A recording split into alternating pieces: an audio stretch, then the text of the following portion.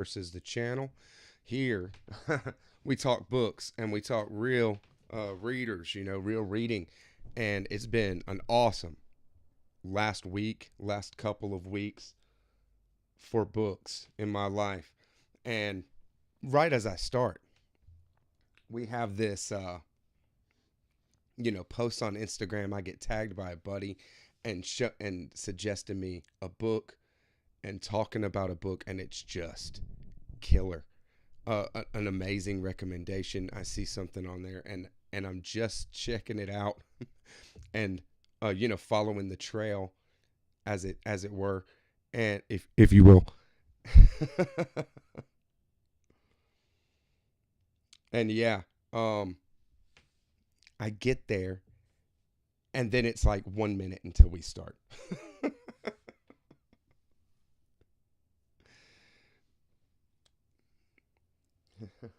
All right, yeah, we're sounding good, so I don't need the earbuds anymore. Hey, Gorvidal, thank you for always hanging out.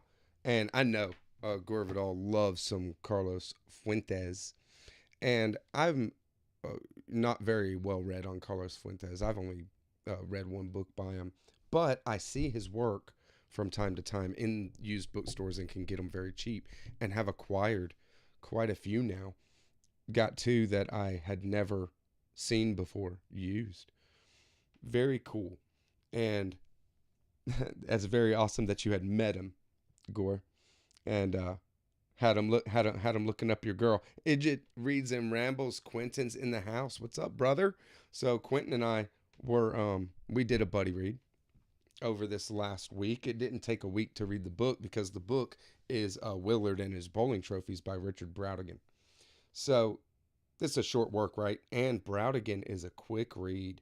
These very short, choppy chapters and a fractured plot line, fractured story. It's actually two plot lines that converge just very very late, climactically, and you can just it's coming. It's kind of foreshadowed, of course. I mean, it is foreshadowed. I'm glad to see that the MacBook is back in action, and this is the first live that I've done since the giant glass of water incident, right?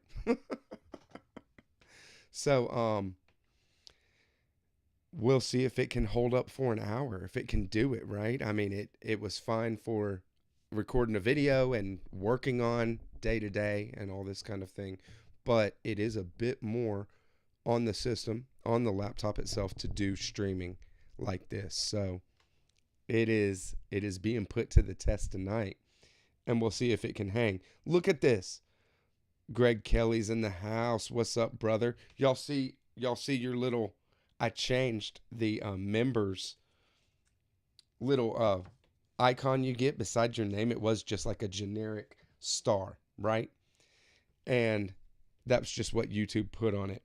But I changed them.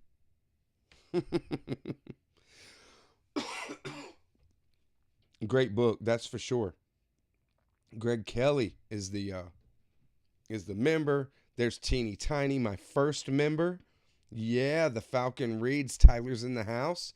Oh, nice to see you, brother. For sure. What's up, Clayton? Okay, so Clayton, the member Clayton, there's the member that I rated the ATL bookstores with last weekend. And it was epic. It was awesome. Not last weekend, but it was right after the live when I showed my book haul, where the used bookstore lady gave me an empty box and said if I could fill it up, it'd be $20, right? That's where I picked up Thomas Pynchon's Slow Learner. This is the first member giveaway on the channel. So if you're a member and you're interested, I'm going to have at the end of the month a members only kind of video drop. You have to respond to that and get in, because I know that I have members like Connor and others, perhaps, others more than likely, do have this book. And I'm not, trying to give a duplicate, but it's just, on your, if you want it, you can get in. I don't care if you have it or not really. But it's just an opportunity for you to say, for a member to say, hey, don't put me in it because I already own the book, right? And that's going to be my first member giveaway. I'll do it at the end of February. And then I already have and know my next member giveaway, and it's epic. Even more epic than this.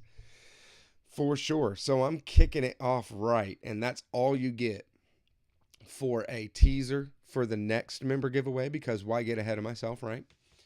And but I do know what it is, and I think that my boy Clayton knows what it is because I found it the day after, and I'm not gonna show it tonight. So Clayton, if you do know what it is and like that, um, keep it under wraps till next week, next month, and it has been awesome. It was such a run. I'm gonna show you guys some crazy stuff tonight. So Willard and his bowling trophies is really cool. If you want to jump on Quentin, maybe we'll do something on your channel talking about Browdigan, because we've got over here and talked Browdigan a bit. Why not, when you're done, maybe we do something over on your channel. But we've talked about it a bit. It was my first time reading it. Quentin's read it before, so we were able to talk about it. Well, Clayton, you might know. We were going crazy. I mean, this kid, I blame everything on Clayton, by the way. He was going from bookshelf to bookshelf like, the looking for his precious over here. I was like, hey man, let's calm it down, but I just couldn't stop him. And what do you expect me to tell him, to hit the gas or hit the brakes, right? Of course I'm gonna tell him to hit the gas. I foster dreams around here. Yeah, that'd be cool, Quentin. I'm so down too. And then we can get into some of these ideas, because we have been able to talk about it. And Willard and his bowling trophies is something that you can talk about quite a bit. Anybody who's read Browdigan knows that he leaves a lot of open-endedness to his writing. Yet he's very, very subtle. Browdigan is subtle in his perception of humans and emotions and why people do what they do, but he's also very subtle in what he's doing as a writer, and can go towards and touch these things that aren't even close to being fleshed out. I mean, they're just touched on, but it adds a facet to the story that is missing from a lot of straightforward storytelling, and kind of genre pieces. And when he jumps into things like the Hawkline Monster, and Willard and his bowling trophies is an example of this. Dreaming of Babylon is another that I have read. That's him more doing a genre piece, but having his own twist on it. It is so fun and very cool to see the subtlety play in the story. Hey, Nick Voro, happy Friday, brother. Nice to see you for sure. Always cool. I hope you're good up there, Nick. He's in Canada, and so is Quentin. But it is brutally cold here tonight. You guys, it's probably been cold and stays cold and all that kind of thing. But we just had a kind of cold snap and it coming back. So I'm going to leave a slow learner up here. I hope people are getting excited for it. I definitely am. It's always fun to give away books. I always feel a little bad because I wish I could give the giveaway to everyone that's in, right? Also, I'm reading The Seven Madmen, The Flamethrowers. And this is one book that was broken due to how it was published, the author's intent, and never combined to one book until now. This is the first time, first edition. Chronosamas.press put it out. Rick is doing an amazing job here. and it's brutal. This book, I'll talk about maybe the first 50 pages, okay? I'm not going to go into much more because it will be um, a dedicated video for that and just really getting into Roberto Alt. And I got to read the whole thing before I know kind of what he's doing. But I can give you a bit, just like maybe a setup, because you see the first chapter, this guy, Erdosian, goes to work and is called into his boss's office, and there's, like the accounting going crazy over there, ticker tape, and they're just all busy, 3 or 4 people in there, and barely looking at him and all this kind of thing. And it's just these drawn out moments, and they tell him very quickly, without hardly looking at him, that they know he's been stealing, and he has until Friday to pay back 600 pesos or he's going to jail, right? And he's just shook and completely speechless, standing there like a buffoon, completely, poor broken clothes, poor broken shoes, and now owes the money he's been stealing from his employer back, or he's going to jail. He's thinking about his wife that he treats like crap, and he goes, and it's just this debauchery, and he has this very vivid imagination, and he keeps going into these visions where he allows himself to dream and fantasize about a rich old maid who sees him and takes him under her wing or something. And it's completely ridiculous and so extreme that it's jarring when it happens, and you're just like, wow, this guy is really in a bad place, at the end of his rope, all this kind of thing. Hey baby, Emily Clemens in the house.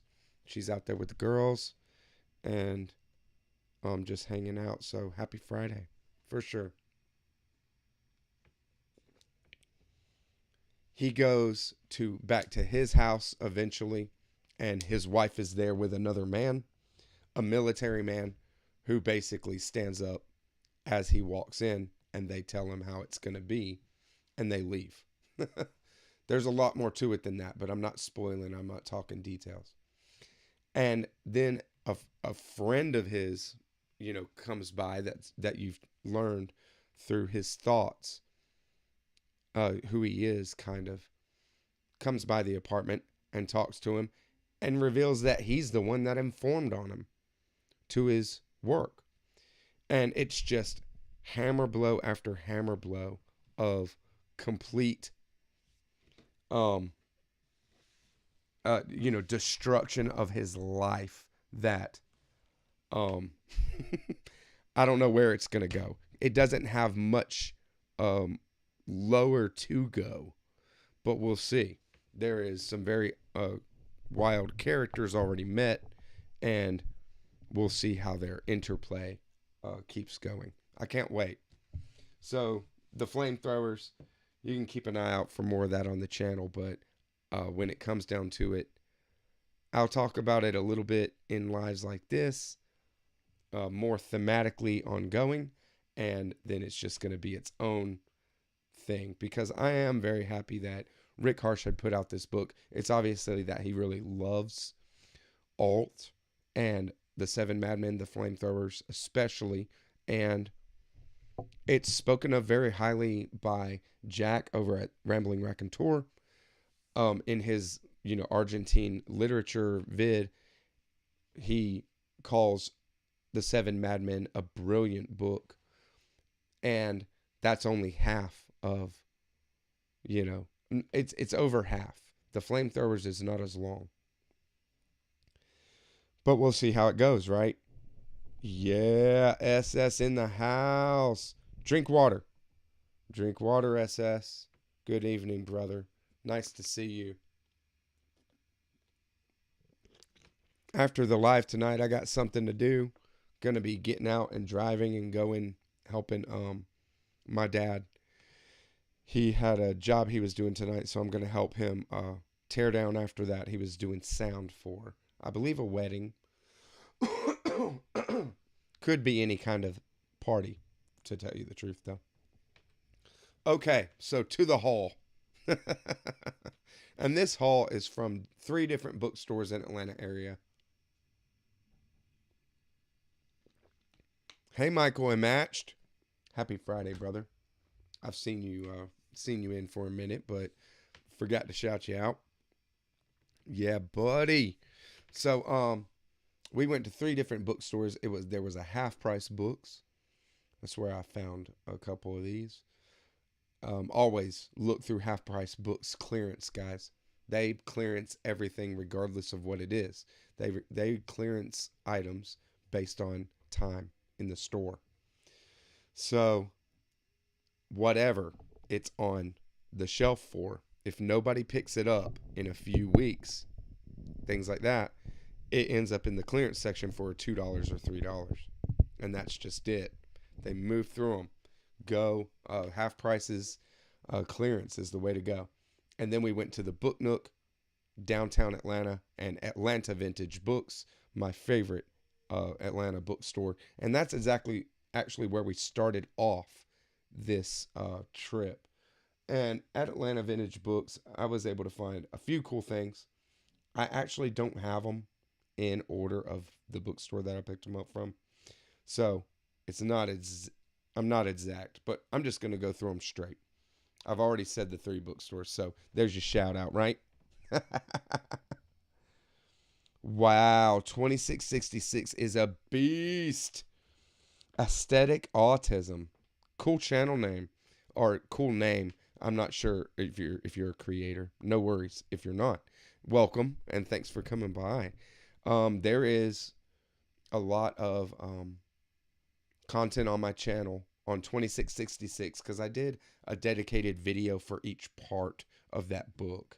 And boy, is part 4 brutal. All right, so I've never read this. This is The Magus by John Fowles.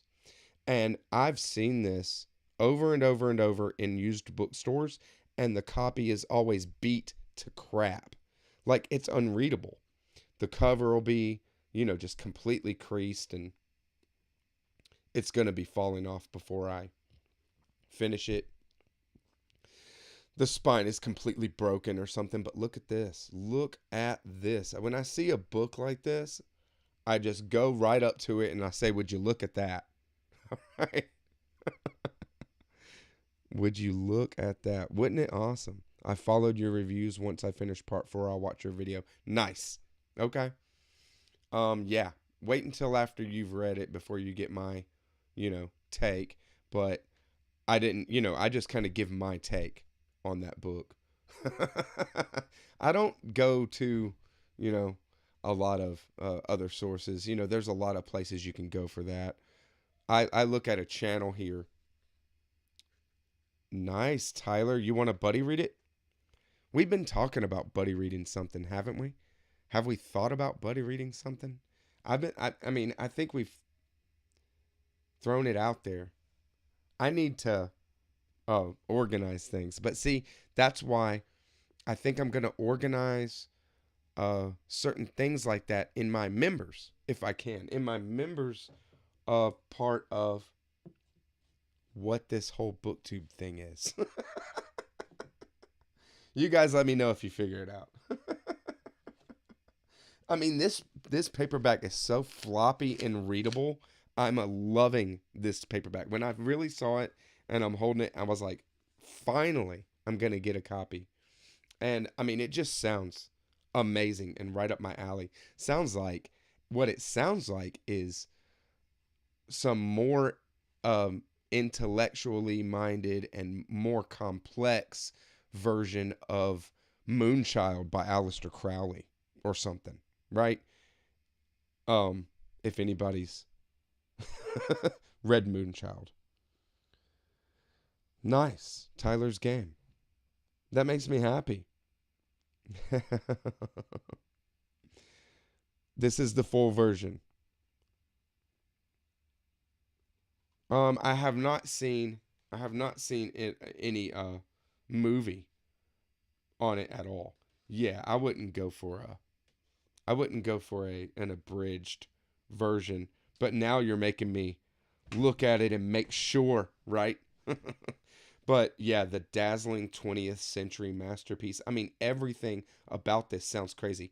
A colossal psychodrama. Fowles displays an advantage both to extensive culture in the occult and a singular power of imagery.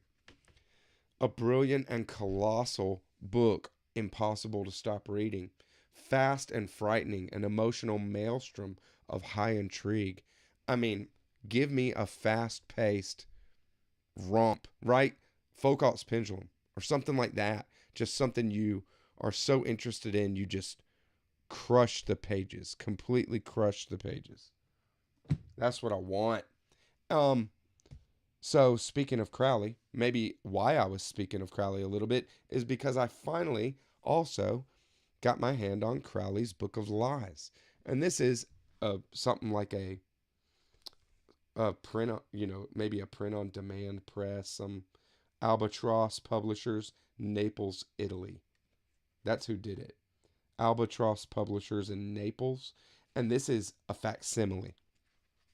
It's a facsimile edition, so it's basically kind of a print on demand that's printed from maybe a PDF or something. I don't know. All of it. I would assume all of Crowley's works is in public domain now. But I like having a physical copy. I like having books where I can reference. That's what I want. I want a reference work, and I just don't read like that on my phone. It's hard to go through a work. So to get through a work like Crowley's Book of Lies, it's not a narrative, right? It's not something that flows. So on the phone, I would never read it straight through or something. It would just be something that I don't do. And this one, this one had to come from half price clearance right here. Thomas Merton, Mystics and Zen Masters. I had not seen this one before in the wild. So I love Thomas Merton's stuff. Wrote as a monk, and this kind of perspective that's so rarefied. And he was a kind of a synthesizer, and looking to synthesize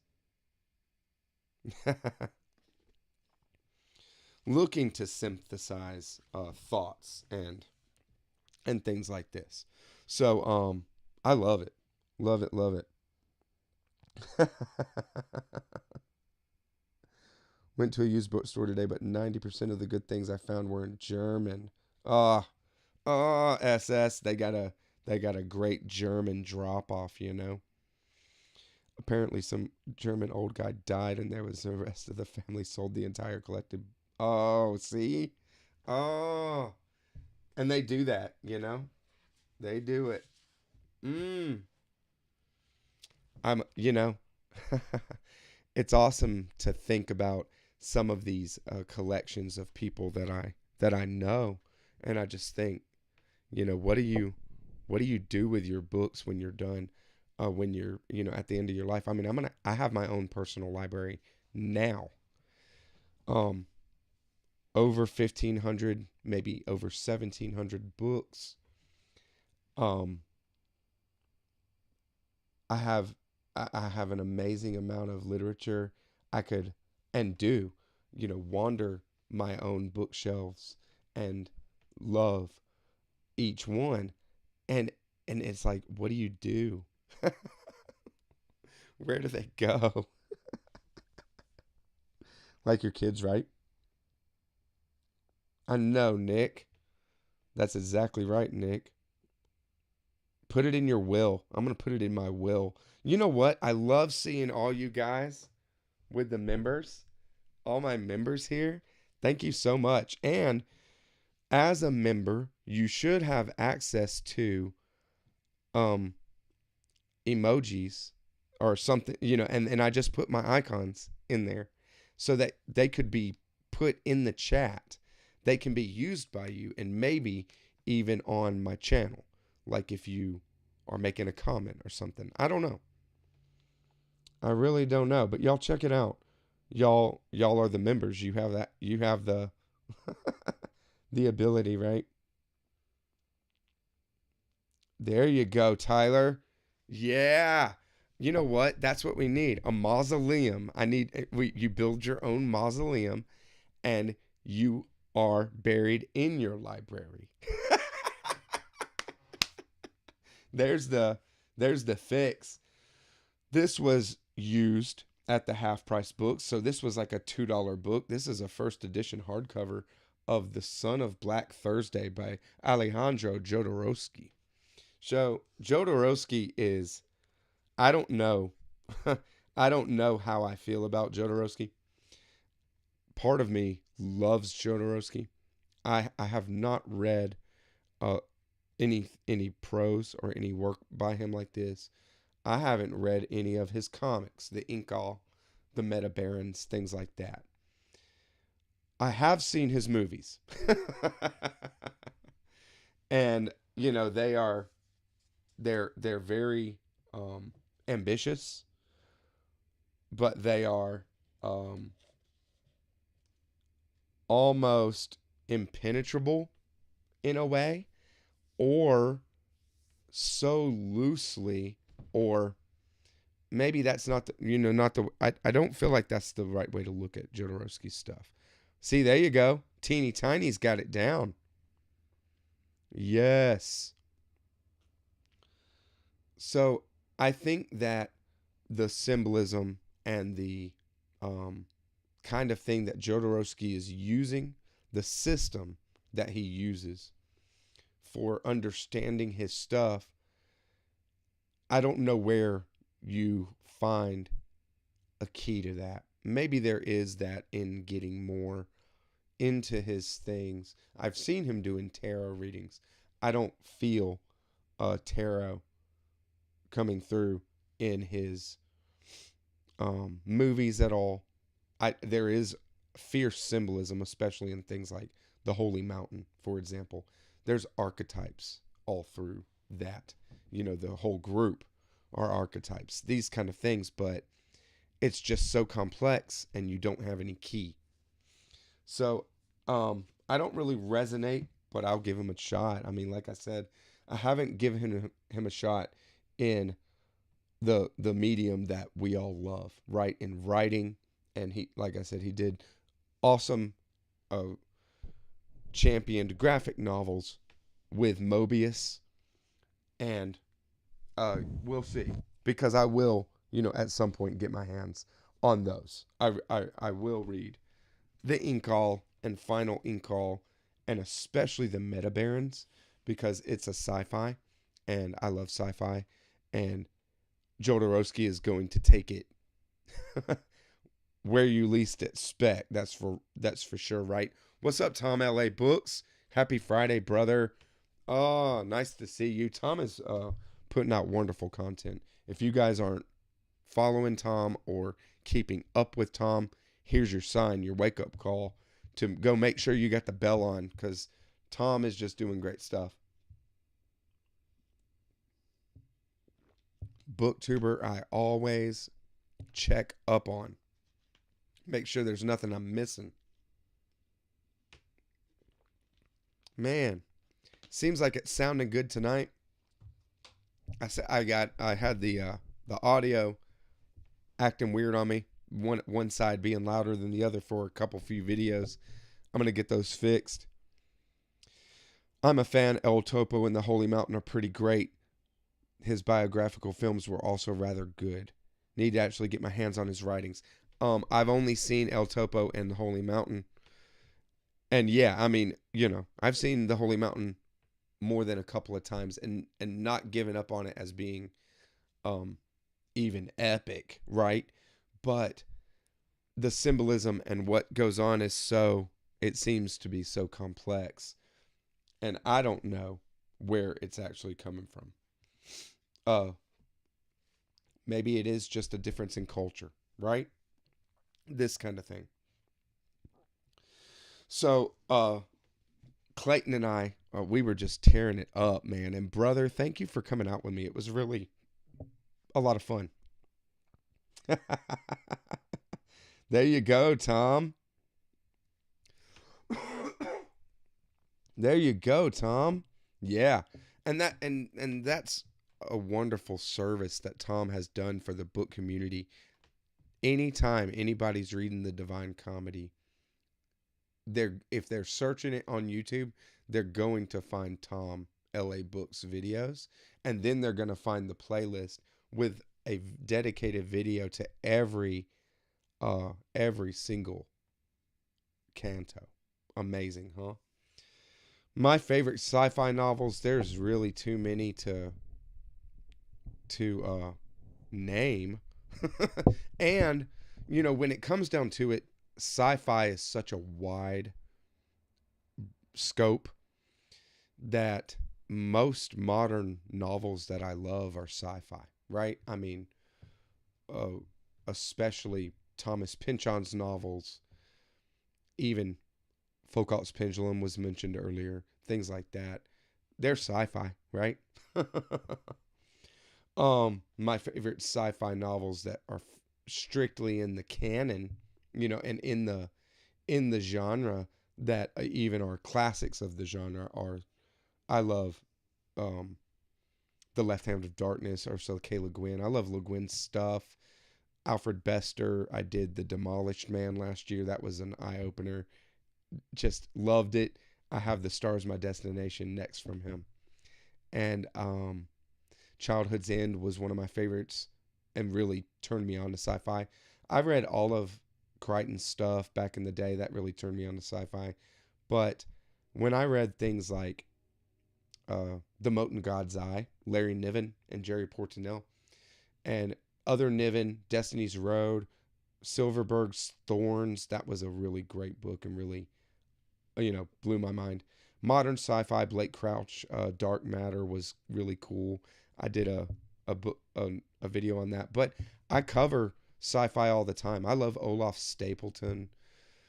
There's a dedicated video that I have on the channel for Star Maker, one of the greatest sci-fi novels ever written.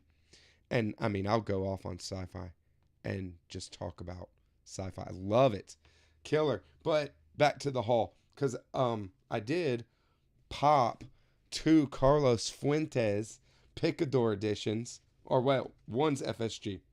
They look very similar, but off the bottom shelf at the Book Nook, this is Christopher Unborn Picador, right? Great shape. Got a little dog ear action that maybe where somebody gave up on finishing, because the book does look like it was taken just right to where the dog ears were, because people don't know how to take care of their spine. So it was attempted but not read. And A Change of Skin here looks to have been completely read once or twice. And A Change of Skin, right? This is the FSG. Translated by Sam Heilman. Let's see the translation for this one. Let's see if I can get it right.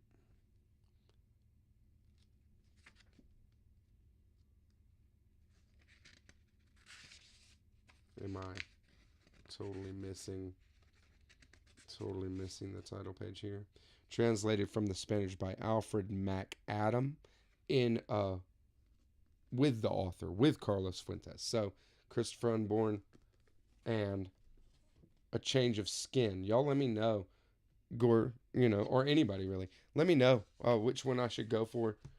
Which one is better. I've heard mixed things about some of Fuentes' work. Star Maker is amazing. God, and see, Star Maker is a good first sci-fi, especially for you, because it's not it's not even technically a novel, right? Just structurally, it's not your typical novel in any kind of way. It's a philosophical sci-fi work, and that's what I love the most. Ursula K. Le Guin did it well. Frank Herbert with his Dune series did it wonderfully.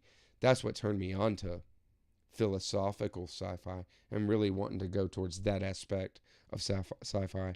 Um, and I mean more than just, Dune and Dune Messiah even, but everything that Frank Herbert wrote, the first 6 Dune novels, awesome. That's awesome. And Tyler, you're the one, bro. That's why I'm saying it. Dune, the book, the first Dune novel, by itself, standing on its own,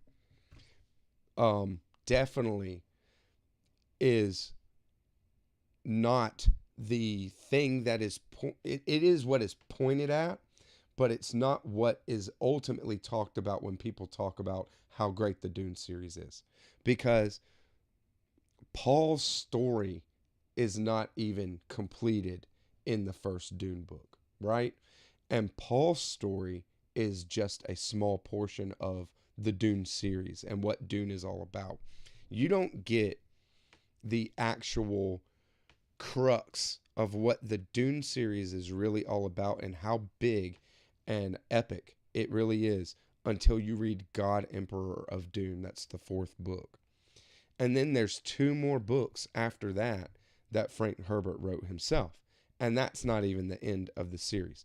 But it is epic and it is awesome. And just before you say any more about Dune, the series, I urge you to read more than just the first Dune book, because you're right in how you characterize what Frank Herbert does. It's not an action filled book, and a lot of action is off the page with Frank Herbert, but what is on the page is a lot more interesting and really gets into amazing territory. Amazing territory.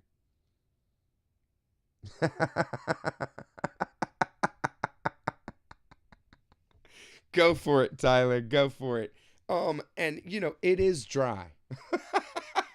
Frank Herbert is a dry sort of writer. Okay, I'm not saying he's the greatest writer, but as sci-fi and with the depth of ideas and the epic scope of what it's about and what it does, Dune is up there with like Star Wars and Gene Wolfe Book of the New Sun, sure. Uh all that, right? Hyperion, for sure, right? Isaac Asimov's Foundation, for sure. It's up there. And it's not just the first book, right?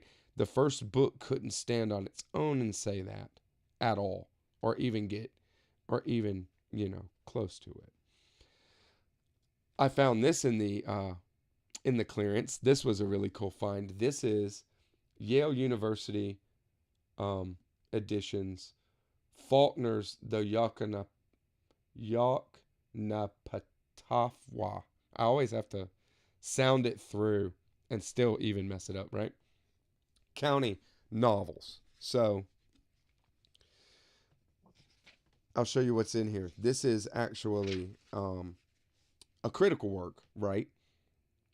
But what it is treating is only those novels dealing with that county, which is Light in August, The Unvanquished, Requiem for a Nun, As I Lay Dying, The Town, The Hamlet, The Mansion, all of the Snopes trilogy, right?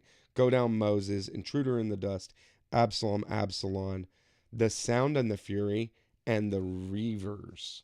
And if you know Faulkner, then you know that was a period where he has put out some of the greatest novels that have ever been written in America, right? As I Lay Dying is so funny and absurd and crazy, but great. So perfectly executed. The Sound and the Fury is amazing on a whole nother level, and these things are experimental, but also so enchanting and mind blowing as to how he could even execute it. And As I Lay Dying is just the saddest character study ever. It'll break you. Uh, yeah, there you go, SS. Yes. Yeah, SS. That's what I'm talking about. See, look, I read Dune a long, long, long time ago. But I didn't read just Dune, right? I read the whole series when I read Dune. And I mean, I read the whole 14 books so that I could get that whole storyline. I didn't read all the extra crap that's put out there, but I got that whole storyline. Frank Herbert's 6 books, the prequel trilogy that they did, that is the Machine Crusade, the Butlerian Jihad, and the Battle of Corin. That prequel trilogy I read. And then there's 2 books that Kevin Anderson and Brian Herbert did just to finish the original storyline of Frank Herbert. Sandworms of Dune and Hunters of Dune. That's it. That's all I've read, and that's what I read to finish that storyline. And Frank Herbert's books are amazing and epic. And I think that they did, Kevin Anderson and Brian Herbert did a commendable job giving an ending and getting into and completing this work that they didn't start, right? And I don't fault them for doing it. Everybody wanted it. Everybody wanted it because Frank Herbert's 6th Dune book ends on a cliffhanger. And so everybody needed it, right? But I urge you to read it. Okay, enough. Enough Dune. All right. So I'm definitely down to get into some Faulkner criticism, literary criticism, when I get back into another Faulkner. Next is gonna be, I might go for like Go Down Moses before I go for Absalom, because that's the big one that I haven't read, is Absalom. But I might just go for Go Down Moses next. I hear it's great, and it's just something I can put in between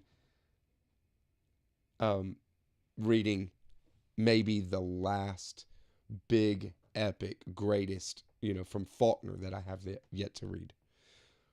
Loops and Doodles, what's up, bruh? That's what I'm talking about. Nice to see you. Happy Friday. Killer. So there's a few more left. We got 15 minutes left. If I'm gonna cut it right at 10, which I'm down to do. And so I can probably get through all the rest of this. We'll see. I have not read anything by this next author. This was one that I see popping up all over the place on my Instagram that people know of and whatever, and I have no idea, and found it used, so I picked up Hunger by Kurt Hamsun. Knut Hamsun, right? Hamsun's character systematically unburdens himself in every belief, in every system, and in the end, by means of the hunger he has inflicted upon himself, he arrives at nothing. There is nothing to keep him going, and yet he keeps on going, walking straight into the 20th century. So, nihilistic, hopeless, and, the kind of proto-modern man now, right? We have to move forward, so it's easy to see how we've been. How about some Virginia Woolf, The Undeclared Nation? Happy Friday. Um, how about some Virginia Woolf? Yeah, there's a couple of Virginia Woolf videos on my channel. I did The Waves and Mrs. Dalloway. There's dedicated videos for both of those if you want to check it out. I love Virginia Woolf. I look at Virginia Woolf like her era's, she was her era's David Foster Wallace. Um, Too intellectual for her own comfortability, and ultimately didn't want to, you know, be a slave anymore to the mind that just keeps V who. There you go, V who in the house. V woo. V woo in the house. Okay. This next book, I have no idea what it is, but it just resonated so hard that I was like, do I need to get this? It's super cheap. Do I need to get this? Yes, I need to get this. What's up, Book Time with Ryan? Happy Friday. Should I say Friday? I think that destroys channels. Friday? Okay. Forget I said it. This is Peter LaSalle. Tell Borges if you see him. Tales of Contemporary Somnambulism. Peter LaSalle has worked his way deep into the storytelling play. Serious, anomalous, his narratives are set into motion by the obsessions and perturbations of living. There is no model, no recipe. Each world is uniquely known and irresistibly defined. Tell Borges if you see him is a keeper collection. This is a winner of the Flannery O'Connor Award for the short story, for short fiction. And so Borges and O'Connor, their names are on the front, right? And it just sounds too interesting. To be untethered in the waking world, to have the feeling that perhaps we are sleepwalking. That's what life can be like for the people in these 11 stories by Peter LaSalle. Known to readers of leading literary magazines for his luminous prose style and narrative daring. There is a host of characters. There's a host of stories.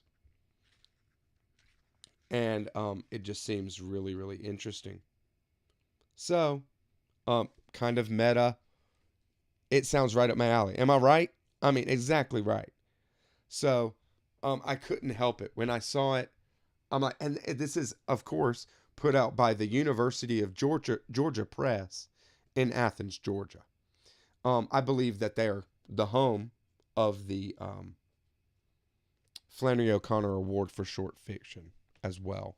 So, makes sense, but University of Georgia Press, Flannery O'Connor, Borges is in the name. A must read at some point, right? There is a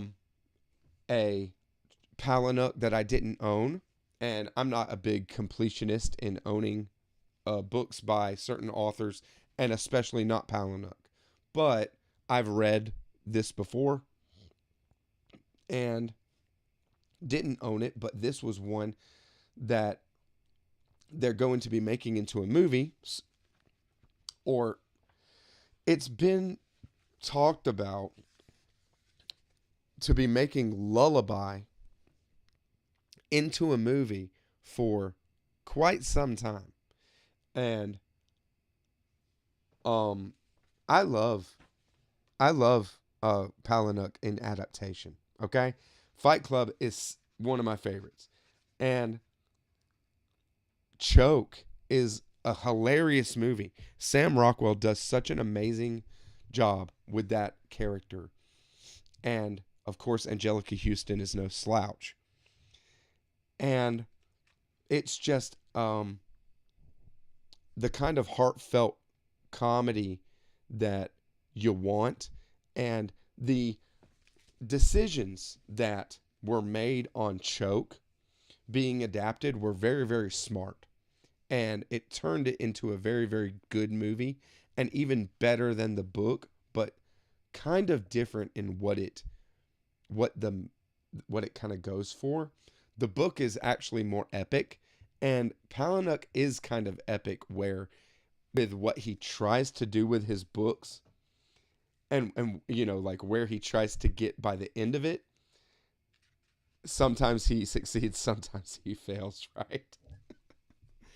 But I do think he succeeded in Beautiful You, and in Lullaby there may be some creative tweaks happening that um, that's what's stalling the process.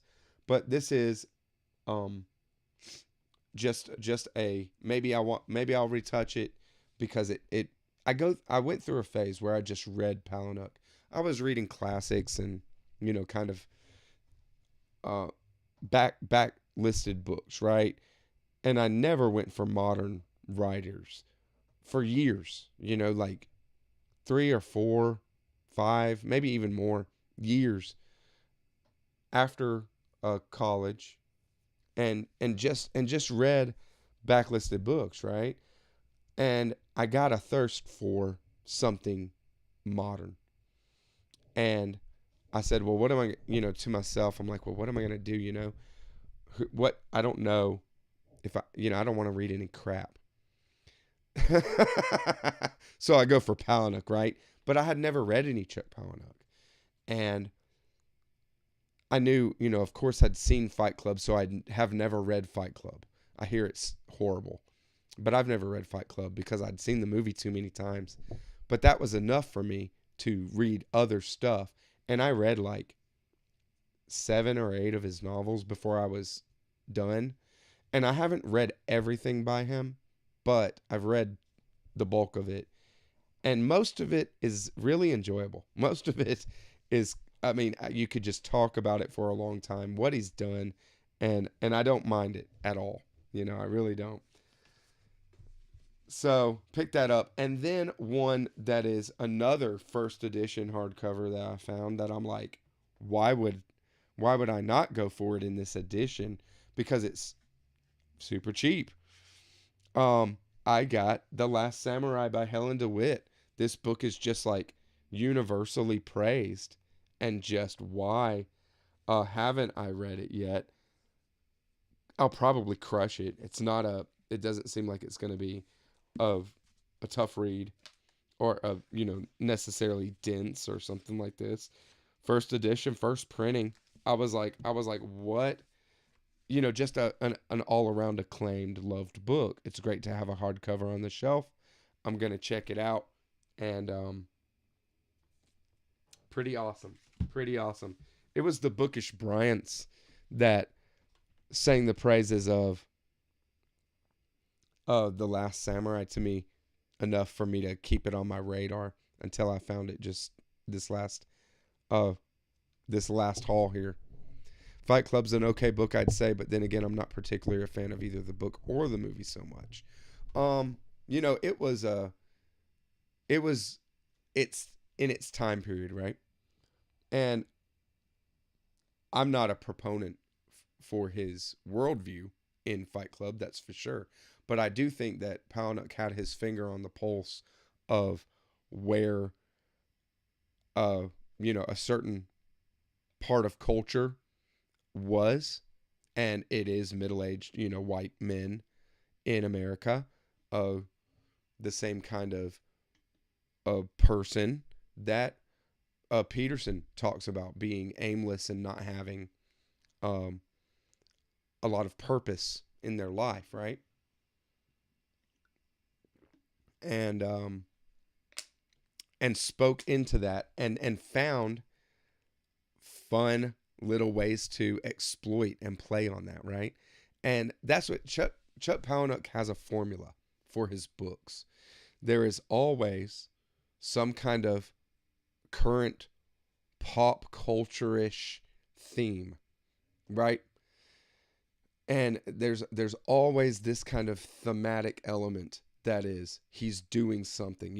A pygmy, for example, that's Palahniuk's take on salt. The sleeper cells. in America. Terrorist sleeper cells, right? And then Beautiful You is like his take on erotica, like 50 Shades of Grey, right? And that kind of thing. And so every book has a thematic like that, and then every book has a twist that you'll never see coming, and it has this kind of twist where it reframes a lot of the narrative. Some are more effective than others, right? Some of his twists are more effective than others. Some of his thematics are more effective than others. And some are more lasting, right? Some are going to last more or longer, and some are going to be played out. Why aren't more literature professors like me? In what way?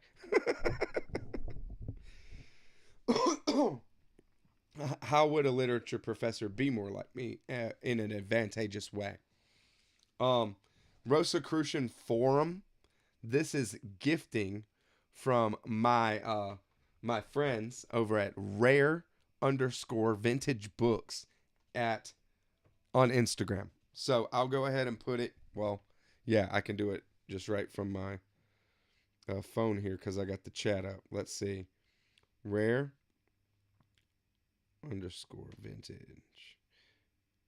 So y'all go look at her sloppy page. I know that it's hard. She's not a bookseller. I mean, she is selling books, but she's not a bookseller. She's not a photographer, and she doesn't, want to be. She had a nonprofit where she was buying books, buying estates of books, buying large book sales, whatever, and donating books to jails and prison libraries. And it was a nonprofit that she was doing, and it was to help out inmates and having certain books, right? Things like that. She has everything. She has everything you want. She has no idea what it is, or how much it's worth, nothing like that. Just go give her a fair price and you can get whatever. She's legit. I'm telling you. The Rosicrucian Forums here, I don't know why she sent me these. Just knowing that I am into esoterica.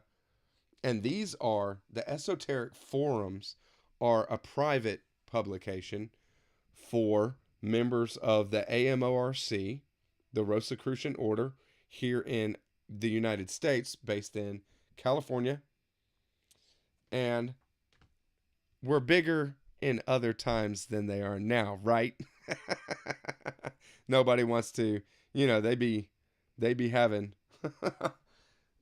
people outside protesting or something if they were pushing their and they're it's probably still available. Not, I mean, but the Rosicrucian University here, summer study course. You want to go sign up for that, right? Like, it's just a whole different era. But not to say that they're not, available. I don't know. But the public publication was Rosicrucian Digest, right? So the Rosicrucian Digest is more color, more popularized, and more exoteric.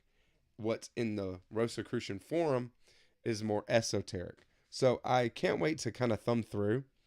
These are the Rosicrucian Forums, the more esoteric, whatever they were putting out, is from 1988. And I have one from February of 1987, and it looks like 5 from 1988.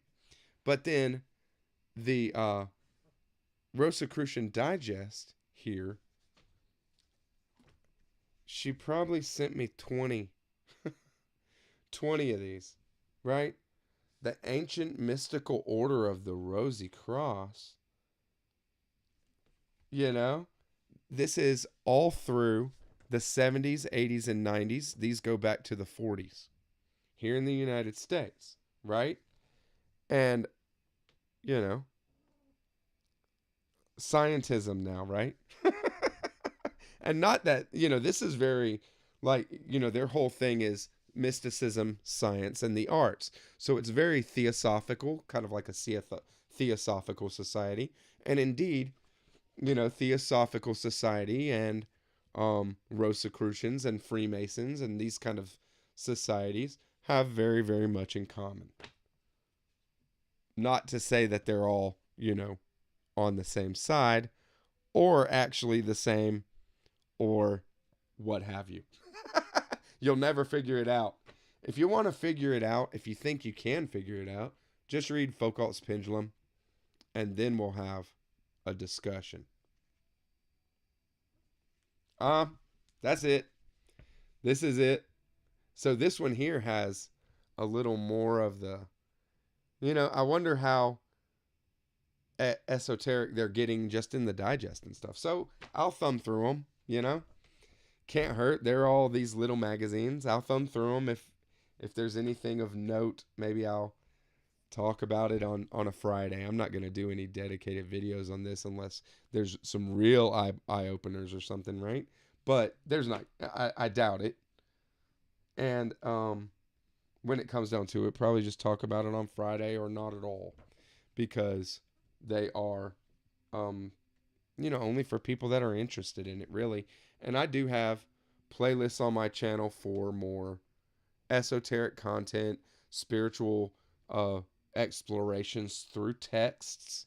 So maybe something will show up there one day. Kind of jumping at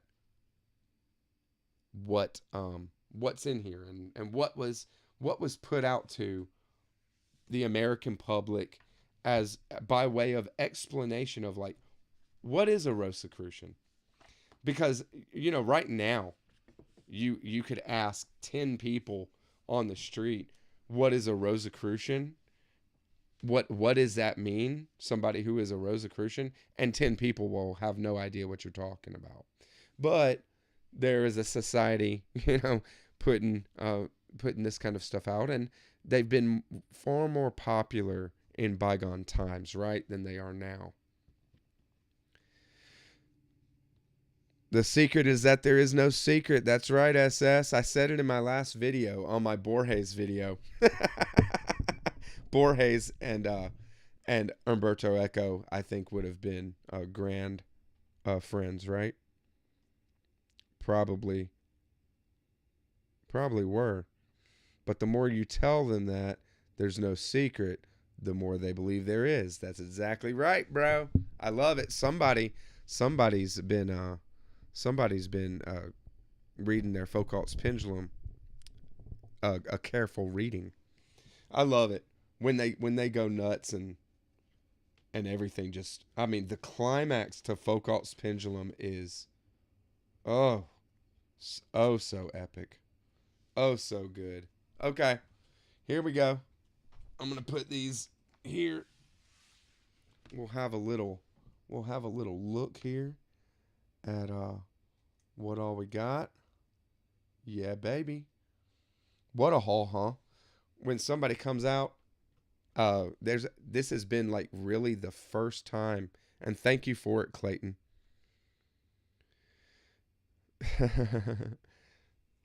Not maybe the ones who blew up the Georgia Guidestones. But yeah, ones who made the Georgia Guidestones are an order like that. I mean, I'm not saying, I don't know if it was the Rosicrucians. I don't think anybody's really taken, credit for it. But it is a society like that. You can't mention Foucault's Pendulum in my presence. It's like invoking a demon. I love this book so much. I love that book so much too. It's fantastic.